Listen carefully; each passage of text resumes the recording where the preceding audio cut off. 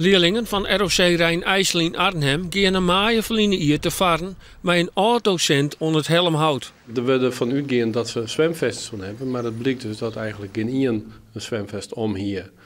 Dat is iets wat volle beter op letten wordt, door de zielskuilen, maar ik door degene die natuurlijk maar degene op de boord gaat. Al moet ik daar even wel bij ondertekenen dat het natuurlijk wel om meerderjarigen gaat die ik een eigen verantwoordelijkheid hebben. Verder wist de skipper net of de leerlingen zwemmen konden. Een van hen valt in het water en verdrinkt. Ze wordt een paar dagen later voen. De skipper wordt wie het weinig jet door de rechercheurs. De man zelf is druk bezig geweest met het runnen van de boot.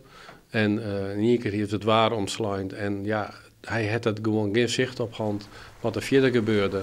Net zwartvaardig handelen is nou het oordeel van justitie. Maar dat is te min om de skipper de deer van de leerlingen te verwieten. De man uit Doetinchem gaat dan vrij uit. Wel griep het Openbaar deze zaak aan om alle zielskwalen te waskogjen. Het is wellicht voor in voorkomende gevallen, in de toekomst, is het wel beter voor zielskwalen om daar misschien wat meer druk op te lezen van voorwaarden. Je moet het zwemvest gewoon, anders kom je bijvoorbeeld niet op de boot.